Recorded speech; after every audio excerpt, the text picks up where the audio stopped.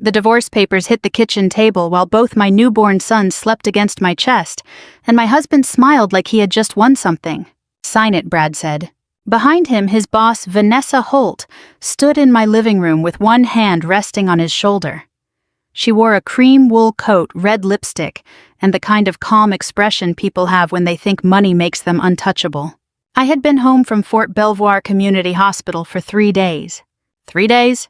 I was 42 years old, sore from an emergency C-section running on hospital coffee, and 2 hours of sleep holding twin boys who still had those tiny blue hospital bands around their ankles. My army duffel sat by the hallway closet half unpacked. My boots were still drying near the heat vent because that December storm had rolled into Northern Virginia hard and fast. I looked at Brad and said, "You brought her here." He didn't even blink. "Don't make this uglier than it has to be, Rachel." My mother-in-law Diane stood by the breakfast bar with her arms crossed. She had been staying with us to help, which mostly meant criticizing how I folded baby blankets and telling me formula was lazy. Vanessa glanced around my kitchen like she was inspecting a rental property. Brad slid a manila envelope closer to me. "The papers are fair. You keep your personal things. I'll handle the house." I almost laughed. Not because it was funny, but because my body didn't know what else to do. "The house," I said. "The one my re-enlistment bonus helped save." Diane snapped, "Don't start with that military martyr routine." One of the twins stirred. I shifted him higher against my shoulder. His little mouth opened, then settled again. Brad leaned down, lowering his voice. "Rachel, I'm asking you nicely. Sign it tonight." That was when I saw it. Not fear in his face. Not guilt. Confidence. He thought I was too tired to fight. He thought a woman 3 days postpartum with stitches under her sweatpants and 2 infants in her arms would just fold. I asked, "Where am I supposed to go?" Vanessa finally spoke. "There are shelters for situations like this." "Situations like this?" As if I were a scheduling problem. Diane pointed toward the front door. "Take your babies and get out. You've embarrassed this family long enough." The wind hit the window so hard the glass rattled. For a second I looked at the Christmas stockings still hanging over the fireplace. Mine said Rachel. Brad said Dad, even though he had not changed one diaper since we came home. I didn't sign. I didn't scream. I picked up the diaper bag, tucked both boys inside my coat as best I could, and walked out into the snow. By the time I reached my old Ford Escape, my hands were shaking so badly I dropped the keys twice. But before I started the engine, I made one call. Not to the police. Not to Brad. To my commanding officer. The heater in my old Ford Escape coughed warm air that barely reached my feet. Snow kept piling onto the windshield faster than the wipers could clear it. Both babies had started crying now, that desperate newborn cry that makes your heart race because you know they don't understand cold or fear. They only know they're hungry. My phone rang before I even backed out of the driveway. "Captain Rachel Carter." "Yes, sir." It was Colonel James Whitaker, my battalion commander. "I just got your message. Where are you?" I looked back at my little brick house in Alexandria. Brad had already closed the front door. The porch light went off. "I'm leaving home." There was a pause. Then he asked quietly, "Are you and the babies safe?" Nobody had asked me that all evening. I swallowed hard. "I think so." "You think so isn't good enough." Those words broke something inside me. For the first time since Brad walked in with Vanessa, I started crying. Not loud. Just silent tears rolling down my face while I tried not to wake the twins even more than they already were. Colonel Whitaker let me cry. He didn't interrupt. After nearly a minute, he finally said, "Listen carefully. Drive to Walter Reed's Fisher house. I'll make a phone call before you get there. I can't ask the Army for—" "This isn't charity, Captain. You served 21 years. Let us take care of one of our own." 21 years. Afghanistan. Kuwait. Countless birthdays spent overseas, missing my mother's funeral because my unit couldn't rotate home. I had never asked the Army for anything except another assignment. Now I needed somewhere warm to sleep. 40 minutes later, a volunteer named Martha met me at the door. She looked to be in her late 60s, wearing fuzzy slippers under her winter coat. "Oh, sweetheart," she said when she saw the babies. She didn't ask questions. She simply opened the door wider. "Let's get those little boys warm. Sometimes kindness is loud. Sometimes it sounds like someone heating a bottle while another person unfolds a clean blanket. That night, kindness sounded like Martha saying, 'I already made chicken soup. Would you like some?' I hadn't eaten since breakfast. I nearly laughed. 'I'd love some.' The next morning, reality arrived. My checking account had exactly $1,842. The mortgage payment was due in 12 days. Brad had canceled my access to our joint credit card before midnight. I found out when I tried buying diapers online. Card declined. Again. I stared at the screen. He planned this. Martha looked over my shoulder. Men like that usually do. By noon, my phone buzzed. It was a text from Brad. Have your attorney contact mine. Nothing about the babies. Nothing asking where we were. Nothing asking if we'd made it safely through the snowstorm. 5 minutes later, another message appeared. Don't make this difficult. Vanessa and I are moving forward. Vanessa and I. Not even 24 hours. I deleted both messages. Later that afternoon, I met with a legal assistance attorney on base. Major Elena Brooks listened without interrupting. When I finished, she leaned back in her chair. Rachel, who paid the down payment on the house. My parents. And whose name is on the original deed? My father and me. She smiled. Amazing. What? I don't think your husband understands what he just did. For the first time since leaving that house, I felt something other than grief. It wasn't happiness. It wasn't revenge. It was curiosity. Major Brooks opened a folder. I think we need to pull every financial record your husband has touched over the last 5 years. I frowned. Why? She looked me straight in the eye. Because men who think they've already won usually get careless. And something told me Brad had been careless for a very long time. I spent the next week learning something I wish no woman ever has to learn. Leaving a bad marriage is emotional. Untangling one is business. Every morning at 6, I fed the twins, bundled them into their stroller, and walked the quiet sidewalks around the Fisher house while snow crunched beneath my boots. The cold air helped clear my head. The babies usually fell asleep after 10 minutes, giving me enough peace to think. When they slept, I gathered paperwork, mortgage records, tax returns, insurance policies, bank statements. By the 4th day, my dining table at the Fisher house looked more like an evidence room than a place to eat. Major Elena Brooks came by after work carrying 2 coffees and a yellow legal pad. You've been busy, she said. I couldn't sleep. She smiled knowingly. Most people cry after a divorce. I did that already. She looked over the documents. Then her smile disappeared. Rachel, did you know Brad refinanced the house last year? I looked up. What? He took out a home equity loan. I never signed anything. She turned one document toward me. According to this, you did. I stared at the signature. It looked like mine. Almost. Same slant. Same initials. Same flourish under the last name. But it wasn't mine. I had signed military deployment paperwork thousands of times during my career. I knew my own handwriting better than anyone. Someone had practiced it. Major Brooks quietly said, "This may be forgery." For a moment, I couldn't breathe. The house wasn't just a home. It had belonged to my parents before they retired to Tennessee. When Brad and I married, Dad agreed to transfer ownership to me because he wanted the twins one day to grow up where I had. Brad had borrowed nearly $300,000 against it. Without telling me, "Where did the money go?" I whispered. That's our next question. 2 days later, the answer started appearing. Not from the bank. From Facebook. One of Brad's co-workers posted photos from a company holiday party. Vanessa stood beside him wearing diamond earrings I'd never seen before. The caption read, "Celebrating another record-breaking year." Someone commented, "Love your new beach house." Beach house. Brad and I had never owned a beach house. I clicked Vanessa's profile. There it was. A photo of her standing on a deck overlooking the Chesapeake Bay. Behind her was Brad, his arm around her waist. Date posted. 8 months earlier. 8 months. I looked down at the twins sleeping beside me. That meant he'd already been seeing her while we were choosing baby names. While we painted the nursery. While he held my hand during prenatal appointments. I closed the laptop. Not because I was angry. Because suddenly everything made sense. That evening my father called. "How are my grandsons?" "They're eating nonstop. They sound healthy." "They are." There was a long silence before he asked, "And you?" I almost lied. Instead, I told him everything. Every detail. When I finished, Dad didn't speak for several seconds. Finally, he said, "Rachel, I need to tell you something." "What?" "I never fully transferred the property." I frowned. "What do you mean?"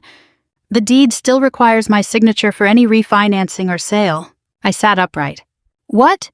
I insisted on that clause after Brad kept asking strange questions about the property's value. My heart started racing. So if he refinanced without me? Dad let out a slow breath. He may have committed mortgage fraud. For the first time, I realized this wasn't just a cruel husband walking away from his family. Brad had built his new life on lies. And lies leave paperwork. Lots of paperwork. Major Brooks had been right. The more confident Brad became, the sloppier he got. The following Monday started like every other one had since my life fell apart. Feed the twins. Change diapers. Answer emails from Army Human Resources. Meet with my attorney. Pretend I wasn't exhausted. The boys had finally settled into a routine. Every 3 hours they wanted bottles. Between feedings, they'd curl their tiny fingers around mine and fall asleep without a care in the world. Watching them reminded me why I couldn't afford to make emotional decisions. I needed to make smart ones. At 9 o'clock that morning, Major Elena Brooks walked into the legal office carrying a thick folder. I have something. She laid several bank statements across the conference table. Remember the equity loan? I nodded. We traced most of the money. She pointed to a highlighted transaction. $96,000. Then another. $41,500. Another. $78,000. I frowned. What am I looking at? She slid another page toward me. Luxury car dealership. The beach house down payment. High-end jewelry. My God. And this? She tapped the final transaction. Holt Executive Consulting LLC. I looked at the name. Holt. Vanessa Holt. So Brad wired money directly to her company. Repeatedly. The room went quiet. I whispered, he used our home to finance another woman's life. Major Brooks finished the sentence for me. That afternoon I received an email from Brad's attorney. The subject line read, Final Settlement Offer. I opened it. Brad wanted nearly everything. The house, his retirement account, joint savings, even my grandfather's antique walnut dining table. At the bottom was one sentence. Mrs. Carter has no realistic ability to maintain the marital residence. I laughed. Actually laughed. Major Brooks looked over. What's funny? He thinks I'm broke. She smiled. That's useful. Later that evening, my father drove up from Tennessee. It was nearly 10 hours on the road. He arrived wearing his old flannel jacket and carrying enough homemade food to feed half the neighborhood.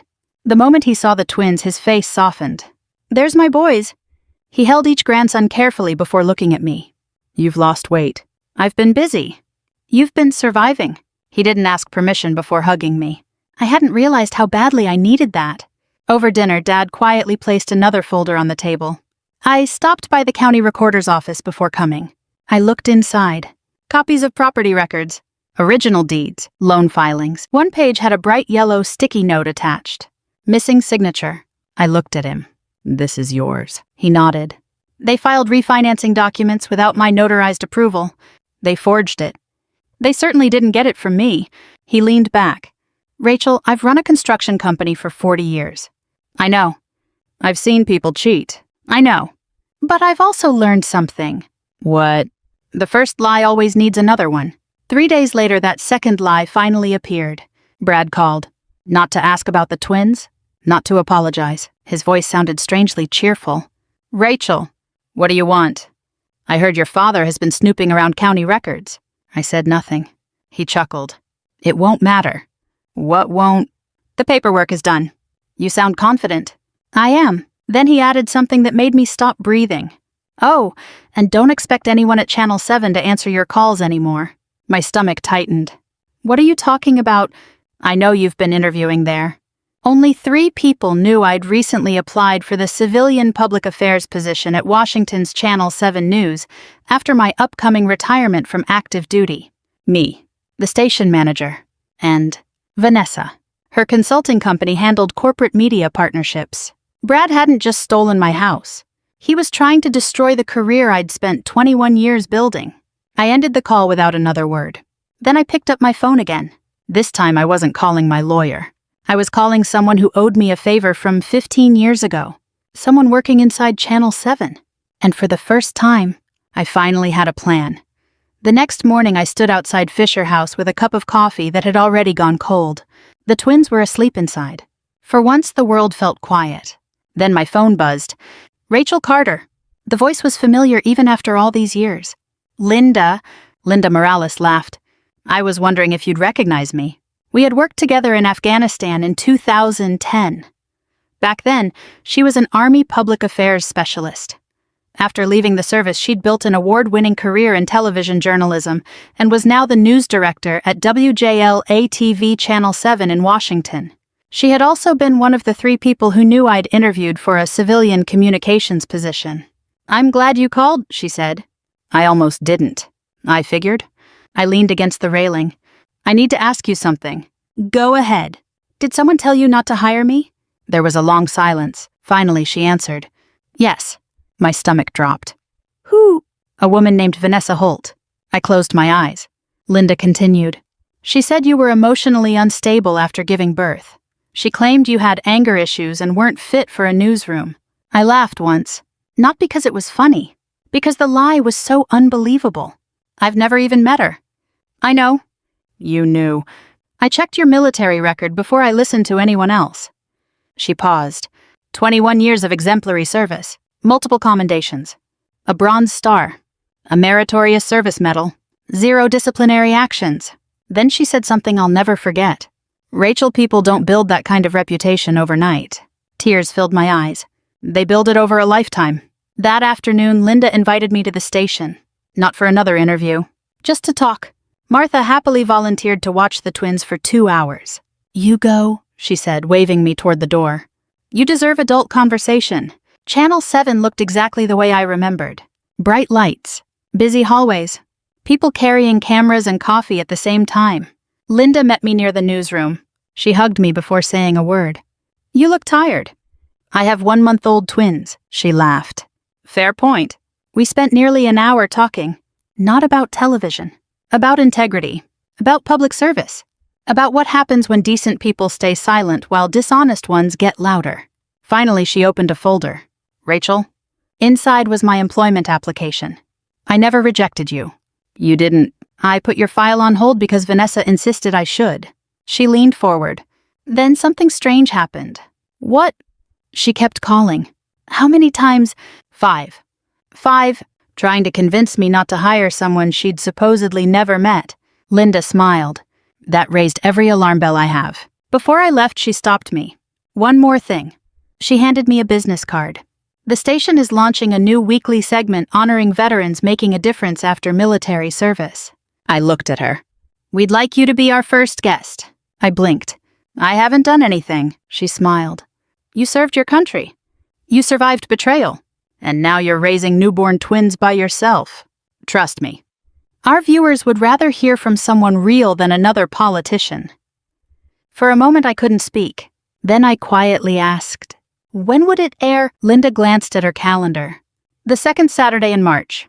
Exactly 4 months after Brad threw me out." Driving back, I wasn't thinking about television. I was thinking about timing. Brad had spent months trying to destroy my credibility before I ever knew there was a fight. Now, without realizing it, he had handed me something far more valuable than revenge, a chance for the truth to reach thousands of people. And unlike lies, the truth doesn't need perfect timing. It just needs a microphone. The morning of the interview started at 4:45 a.m., not because I had to be at the television station early, because one of the twins decided that 4:45 was breakfast time. His brother agreed. By 6 o'clock, both boys were fed, changed, and somehow wearing matching blue sweaters Martha had knitted for them. She stood in the kitchen, smiling proudly. "They look like little Navy recruits." "They're Army babies," I corrected with a grin. She laughed. "I suppose I'll forgive them." For the first time in months, I found myself laughing without forcing it. Channel 7 sent a driver. When we arrived in Arlington, Linda was waiting in the lobby. "You ready?" "I've briefed generals before." She smiled. "And I've never been this nervous." The interview wasn't what I expected. Nobody asked about Brad. Nobody asked about Vanessa. Nobody mentioned the divorce. Instead, the host Michael Reeves leaned forward and asked, "What kept you serving for 21 years?" I thought about it, then answered honestly, "People, my soldiers, my country, and believing that when someone beside you falls, you don't leave them behind." Michael nodded. "Is that why you chose to adopt 2 retired military working dogs after your deployment?" I smiled. "They rescued me more than I rescued them." The crew chuckled. The conversation stayed simple. Military life, late-in-life motherhood, finding purpose after service. When the twins fussed halfway through the interview, Michael smiled into the camera. "Well, I'd say they're ready for lunch." Everyone laughed. Nothing felt staged. Nothing felt dramatic. Just real.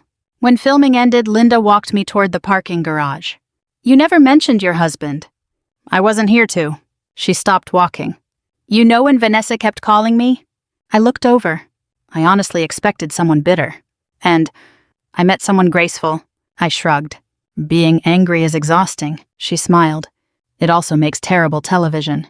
That Saturday morning, Martha insisted on making pancakes. Dad had driven back up the night before. We all crowded into the small living room. The twins slept through the entire thing. Typical. At exactly 9 o'clock, the program began. The opening showed photos from my Army career. Training at Fort Benning. A deployment ceremony. A muddy field exercise where everyone looked 20 years younger. Then the camera cut to me holding my sons. Michael's voice filled the room. Captain Rachel Carter thought her toughest battles were overseas. She never imagined the hardest one would begin after coming home. I hadn't expected that line. Dad quietly reached over and squeezed my shoulder. Across town in a large modern house overlooking the Potomac, Brad sat in his living room drinking coffee. Vanessa walked in carrying her laptop.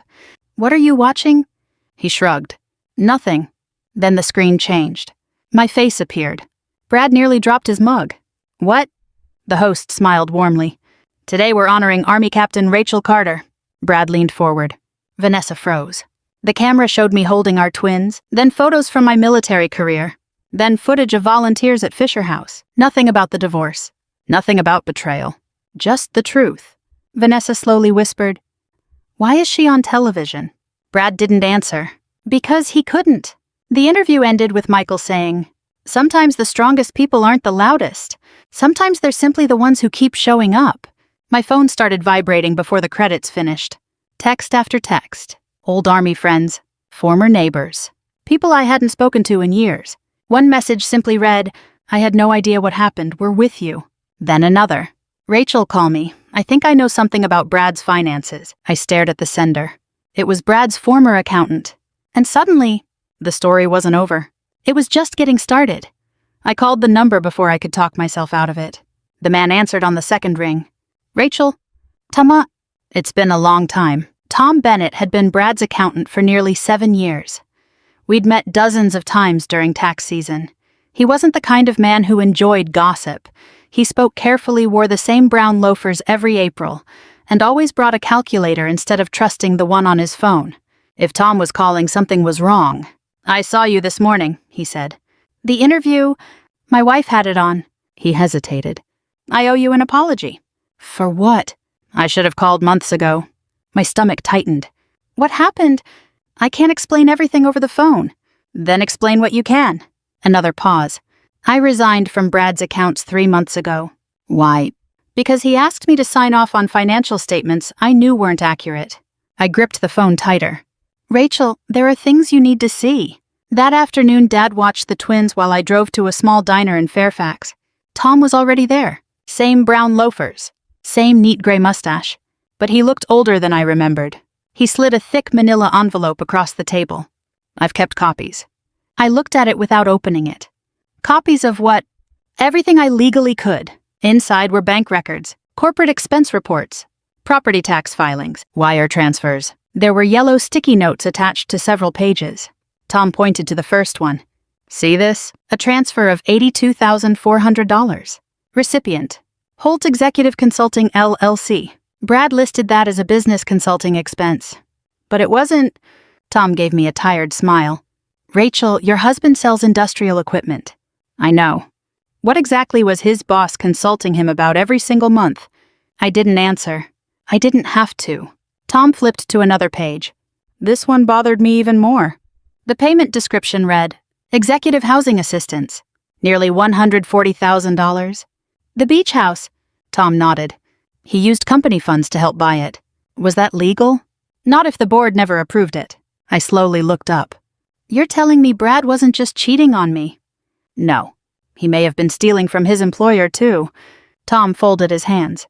"I can't accuse him of a crime. But I can tell you the numbers don't make sense." For several seconds, neither of us spoke. Finally, I asked the question that had been haunting me for months. "Did everyone know?" Tom looked genuinely surprised. "No. People suspected the affair, But no one knew he was planning to leave you right after the twins were born, he sighed. When they saw your interview this morning? What? A lot of people started talking. About me. About Brad. Before we left, Tom handed me one final envelope. This didn't come from me. Then who? It arrived anonymously at my office. Inside was a flash drive. No note. No return address. Only 3 words written in black marker. Watch Vanessa's emails. I frowned. What is this? I haven't opened it. Why not? I didn't want anyone accusing me of tampering with evidence. Evidence. That word echoed in my head the entire drive home. That evening, Major Brooks examined everything Tom had given us. She carefully organized the documents into separate folders. Mortgage, corporate expenses, personal transfers. Then she held up the flash drive. We're not plugging this into your laptop. I figured. She smiled. I know someone in Army Cyber Command who owes me a favor. An hour later, the drive was in professional hands. We sat in silence, waiting for the results. Finally, the phone rang. Major Brooks listened without speaking. Then she slowly looked at me. What? She lowered the phone. The drive contains hundreds of emails. I waited.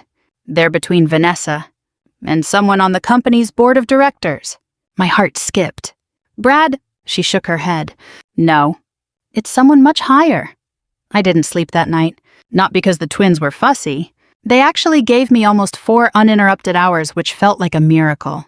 I couldn't sleep because I kept thinking about one sentence. Someone much higher. At 8 the next morning, Major Brooks called. They finished reviewing the drive. I'm on my way. The cybersecurity office occupied a plain brick building at Fort Meade. Nothing about it looked dramatic. Fluorescent lights, gray carpet, government-issued desks. A civilian analyst named Kevin greeted us. The chain of custody is documented, he said. Everything we found is preserved. He projected the emails onto a large monitor. Hundreds of messages. Most were ordinary. Meeting schedules, budget approvals, travel plans. Then Kevin opened one thread. My stomach tightened. The sender was Vanessa. The recipient wasn't Brad. It was Richard Langford, chairman of the board. One email read, Brad will do whatever I tell him. He's desperate for the promotion. Another said, once his divorce is finalized, there won't be anything tying him down. I felt sick. Major Brooks remained calm. Keep going. Kevin clicked another message. This one attached financial projections. Vanessa had written, after the refinancing goes through, he'll have enough liquidity to invest in the Chesapeake project. I frowned. The refinancing, Kevin nodded. They were talking about your house. The room went quiet. I wasn't just looking at an affair anymore. I was looking at a plan. A very expensive one. Kevin pulled up another file. There are deleted emails. Can you recover them? We already did. He opened one. Richard Langford had written, make sure Rachel signs quickly. We don't need unnecessary complications. I stared at the screen. He knew about me. Major Brooks answered softly. He knew enough. Driving home, I kept replaying those words. We don't need unnecessary complications. That was me, not Rachel. Not Captain Carter. Not a wife. Not a mother. A complication. Oddly enough, hearing that made me stop feeling sorry for myself.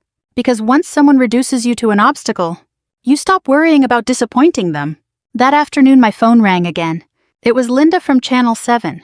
You've become surprisingly popular. What happened? Our interview has nearly 1 million online views. 1 million. And we've received dozens of emails from veterans. She hesitated. One stood out. Why? It's from someone who worked at Brad's company. What did they say? Linda opened the email. They claim employees have been pressured to falsify expense reports for years. I leaned forward. Did they give a name? No. But they attached payroll records. By now I had mortgage documents, wire transfers, corporate expenses, recovered emails, anonymous payroll records. The puzzle pieces were finally fitting together. But I still had one problem. None of it mattered unless the people in charge were willing to listen. 2 days later, that opportunity arrived. Tom called. The company's annual shareholder meeting is Friday. So, the board has to answer questions publicly. I don't own stock. You do. I don't. You inherited 50 voting shares from your grandfather when the company went public. I blinked. I forgot. Brad was counting on that. I laughed for the first time in weeks. He forgot too. Friday morning, I put on my Army service uniform. Not because I wanted attention, Because after 21 years it reminded me who I was before Brad convinced me I wasn't enough. Dad held one of the twins while I adjusted my jacket. You nervous? Terrified. He smiled. Good. Good. Courage isn't walking in without fear. It's walking in anyway. I kissed both boys on the forehead. Then I drove toward downtown Washington. For the first time since that snowy December afternoon, I wasn't walking away from something. I was walking toward it. The headquarters of Holt Industrial Systems sat just 3 blocks from the White House, a 20-story glass building I'd visited exactly twice during my marriage. Both times Brad had asked me not to wear my uniform. People here don't really understand military culture, he'd said. Standing in the lobby that Friday morning, I realized what he had really meant. He didn't want anyone comparing our lives. The receptionist looked up. Good morning. I smiled. I'm Rachel Carter. I'm here for the annual shareholders meeting. She searched the list. I don't see your name. Tom had warned me this might happen. I quietly slid my stock certificate across the counter. I believe these voting shares qualify me. Her expression changed immediately. One moment, ma'am. 5 minutes later, I walked into the boardroom. Nearly 80 shareholders filled the seats. Coffee cups, legal pads, expensive suits. At the front sat Richard Langford. Beside him, Vanessa. Brad. The moment Brad looked up, all the color drained from his face. He whispered something to Vanessa. She turned. Our eyes met. For just a second, she looked exactly the way I had looked months earlier. Completely unprepared. Richard cleared his throat. The meeting will now begin. Financial reports came first. Revenue, expansion plans, quarterly profits. I listened quietly. Tom sat 3 rows behind me. He never looked in my direction. Exactly as we had agreed. Then Richard announced, "We'll now take questions from shareholders." My hand went up. The room fell silent. Richard forced a smile. Yes, Ms. Carter. I stood. My question concerns executive expenses. Brad stared at the floor. Richard answered smoothly. Our financial statements have been independently reviewed. I'm sure they have. I picked up the first folder. Can someone explain why company funds paid over $100,000 toward executive housing connected to Holt Executive Consulting? Vanessa's smile disappeared. Richard adjusted his glasses. I'm not familiar with the transaction. I thought you might say that. I held up another document. This transfer bears your approval. Murmurs spread across the room. Richard glanced toward the company's chief financial officer. The CFO slowly shook his head. He hadn't seen these documents before. I continued. Next question. I placed another page on the projector. This wire transfer lists consulting fees paid monthly to Ms. Vanessa Holt. Vanessa finally spoke. My company provided legitimate services. I nodded. Wonderful. Then I'm sure you can explain why those same payments coincided with personal purchases made by Mr. Brad Carter. Brad stood abruptly. This is ridiculous. No, I said calmly. This is accounting. A few people laughed. Not loudly. Just enough to make Brad's face turn bright red. Richard tried to regain control. This meeting isn't the proper venue. It became the proper venue. I interrupted the moment company money started funding private relationships. The room erupted into whispers. Someone near the back quietly said, Is this true? Another shareholder raised his hand. I'd like those documents entered into the record. Then another voice. So would I. Within seconds, nearly half the room had their hands raised. Richard's confident smile was gone. Brad suddenly turned toward me. You planned this. I looked at him for a long moment. No, you planned it. You lied. You forged signatures. You borrowed against my family's home. You abandoned your newborn sons. You tried to destroy my career. I took a slow breath. All I did was tell the truth. No one applauded. That made the moment even more powerful, because silence can be louder than clapping. The chairman of the audit committee stood. I moved that this meeting be suspended pending an independent forensic investigation. Another director immediately seconded the motion. It passed unanimously. Security quietly approached Richard, then Brad, then Vanessa. As I walked toward the exit, I heard Brad call my name. Rachel. I didn't turn around. The last time I'd walked away from him, I had been carrying 2 newborn babies into a snowstorm.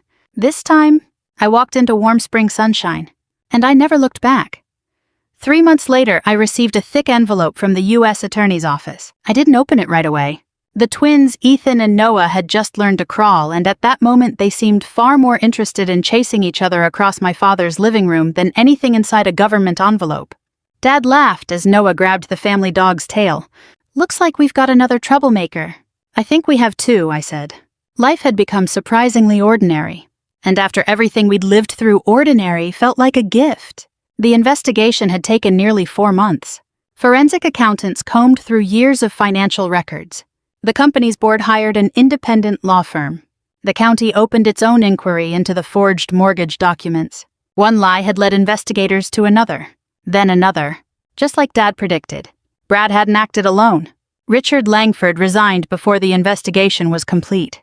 Vanessa's consulting contracts were terminated within days. The company announced sweeping governance reforms and new financial oversight policies. As for Brad, he lost his executive position before spring was over. Several civil lawsuits followed. The mortgage refinancing was declared invalid because of the forged signatures, and the house legally reverted to the original ownership structure. Dad and I decided to sell it rather than keep a place filled with painful memories. We split the proceeds exactly as we'd always planned. The twins' college fund came first. A week later, my attorney called. "The divorce is final." I waited. "That's it," she laughed. "Rachel, after everything we've been through, yes. No dramatic courtroom speech. No last-minute confession. No shouting. Just one sentence ending a marriage that should have ended long before it did." I thanked her and hung up. Then I sat on the porch with a cup of coffee while the boys napped inside. The silence felt different now. Not lonely. Peaceful. About a month after that, I was officially hired by Channel 7 as Director of Community and Veteran Outreach. It wasn't an on-air job. I didn't want to be famous. I wanted to help veterans tell their stories, connect military families with local resources, and remind people that service doesn't end when the uniform comes off. Every Thursday I visited Fisher House. Not because I had to, because I remembered exactly what it felt like to arrive there with 2 frightened newborns and nowhere else to go. Martha still volunteered every Tuesday. When she saw the boys running toward her now, she always pretended to be surprised. "My goodness," she'd say. "Who are these handsome little gentlemen?" The twins would giggle every single time. One afternoon, Linda asked me a question during lunch. "If you could say one thing to Brad today, what would it be?" I thought about it for a long time. Finally, I answered, "Nothing." She smiled. "No." I shook my head. He already lost everything that mattered. The truth did that. I didn't. Sometimes people ask whether revenge really brings peace.